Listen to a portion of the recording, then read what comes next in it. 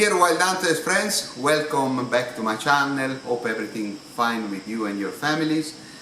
Well, in this video test I will make something very special.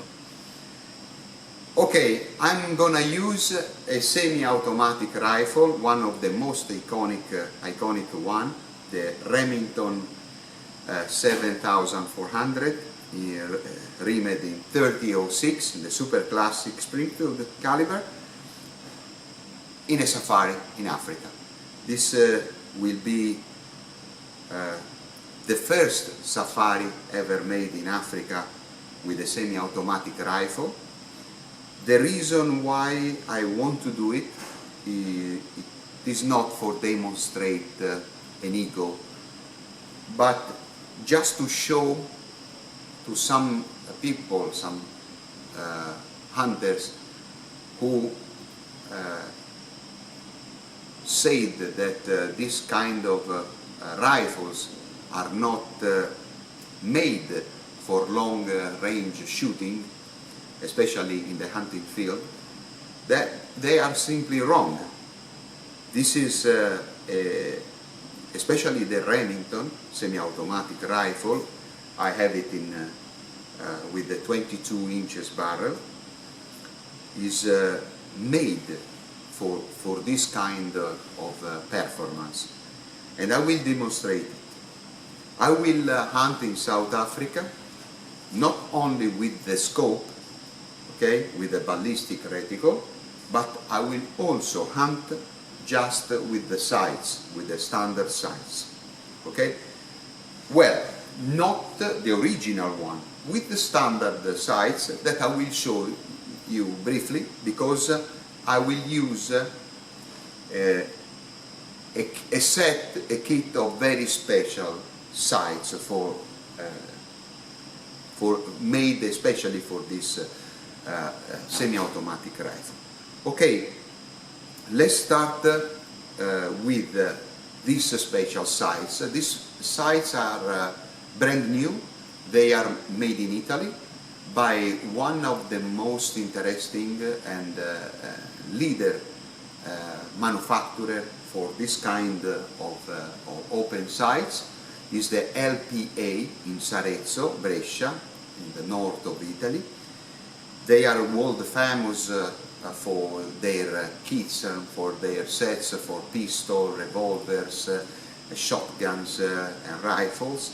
And they were making a special set, especially made for the Browning bar, for the Browning automatic rifle that is normally used for drive for wild boars worldwide.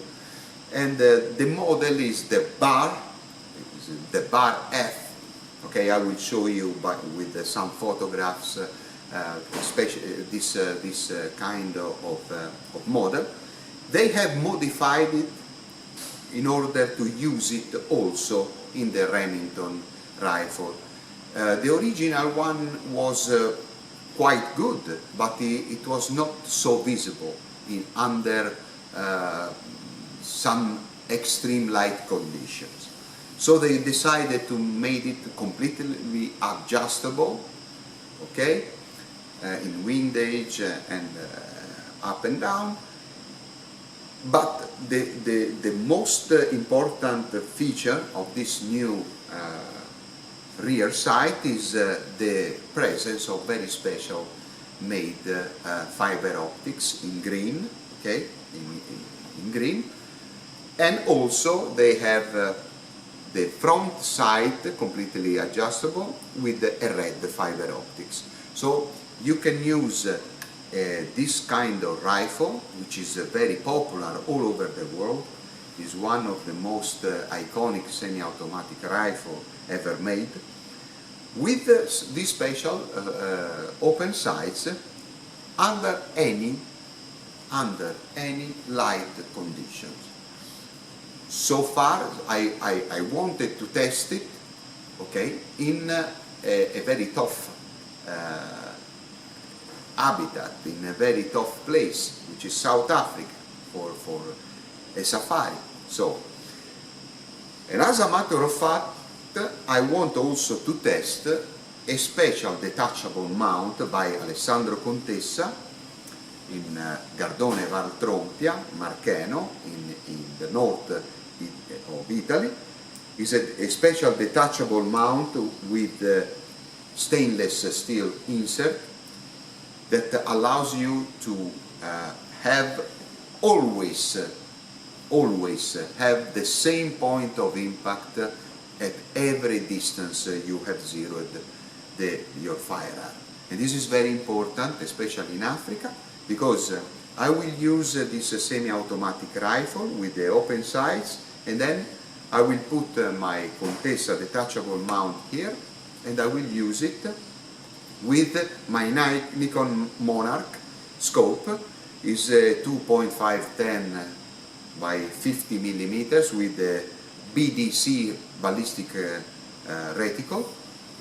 So a very standard, a very popular scope, not very sophisticated, but very reliable, very accurate. And I will demonstrate that with a semi-automatic rifle and very simple and economic components, you can achieve great performance. Okay, now let's go down to the shooting range where I will pre-zero it. I will do the pre-zeroing operation for the open sights and also for the scope, and then we will transfer everything in South Africa, where I will make the definitive and the complete zeroing of the open sights and the scope, and we will go hunting. Okay, let's start these adventures.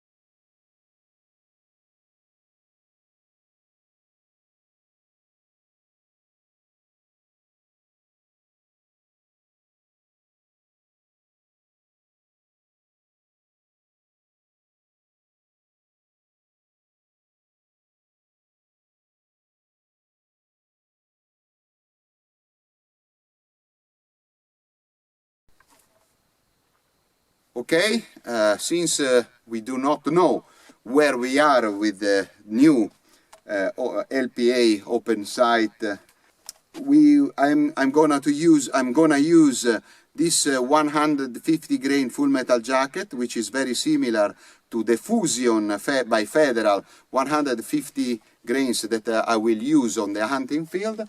I will shoot just at 25 meters just to know where I am, and then I will do all the phases, the various phases of pre-zeroing.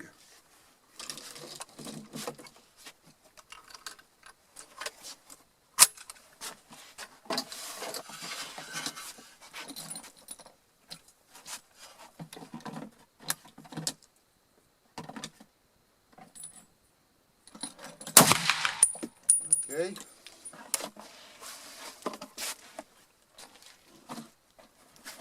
Let's go and see. Okay, the first shot went in the right weight for what it concerned the windage, but it was a little bit high. So now I have moved the rear sight, and now I want to shoot another shot at 50 meters, okay?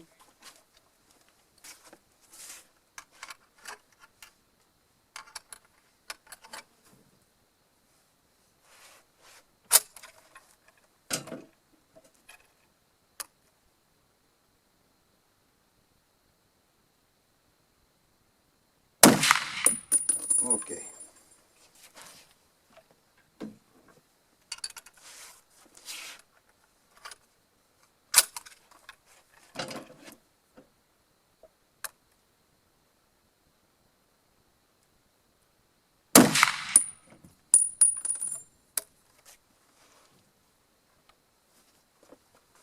Okay, the second shot went a little bit too low and on the right side, so I have moved all the regulation knobs. Let's see now where I am.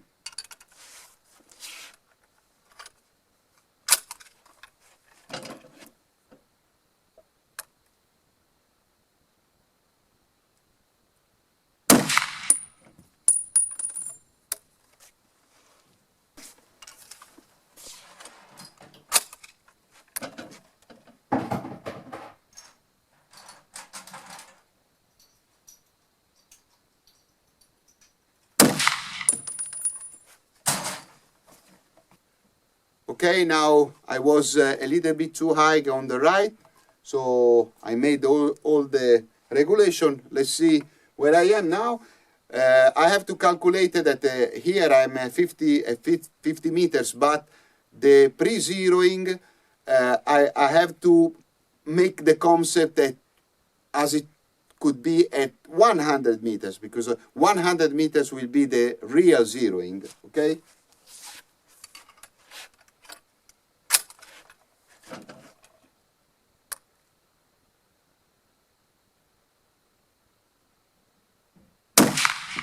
Okay. At the 50 meters I'm okay. Now I'm gonna shoot at 66 meters just to be more accurate, and we go.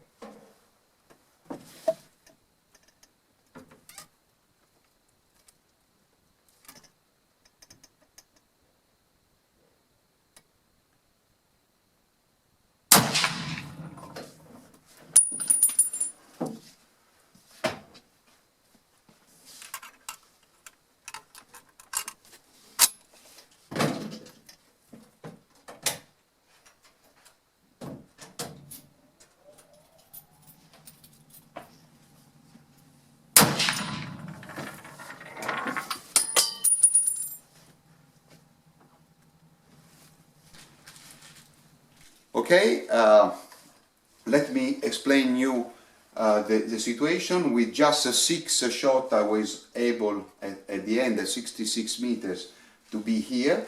I have understood exactly at how many centimeters here corresponds the micro adjustment that I have made on this rear sight, both on the windage and on the up and down regulation. So now I have understood everything.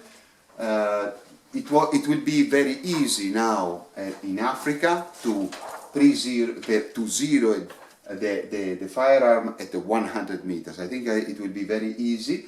Okay, I will shoot some shot at first at 50 meters, then I will go to 100. Okay.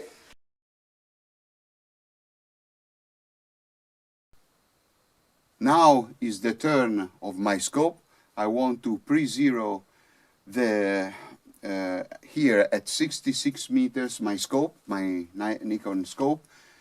So I will be almost okay in South Africa. Okay, because I want to pre-zero here just to have an idea. I have some full metal jacket, 150 grains, more or less the same cartridges that I will use in South Africa. Obviously I will use a soft point ammunition, not a full metal jacket, but being 150 grains, more or less the BC is almost equal, almost equal the velocity at the muzzle, so I'm okay.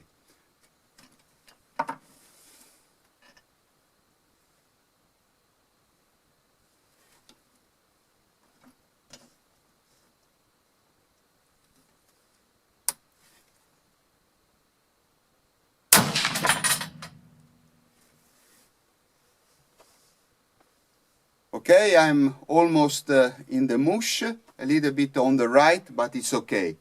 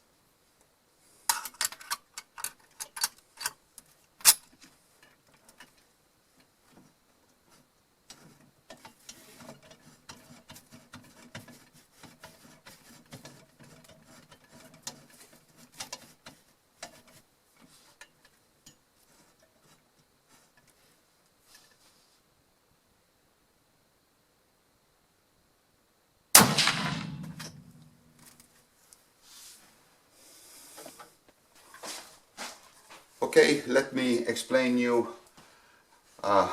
the sequence of this pre-zeroing operation. This was the first shot.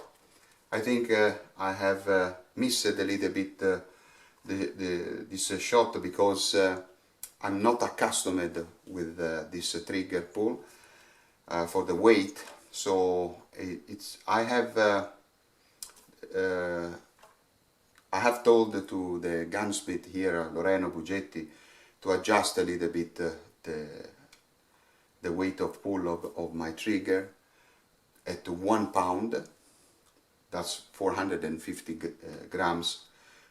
It is a good compromise for long-range shooting with the semi-automatic rifle. Then I have taken another shot here, and I realized that I had to pull the trigger in a certain way because I'm not accustomed with a pre-sights of the scope. I'm not accustomed with this kind of trigger. But then I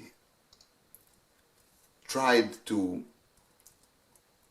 let off in a certain way, and this was a 3-shot groups in an ideal way of shooting, because I have to take a little bit experience with this new trigger system.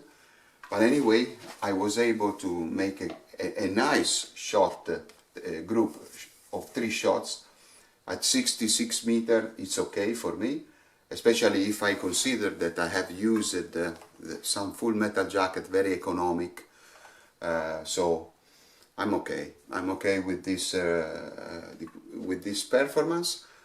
Now, what is the protocol?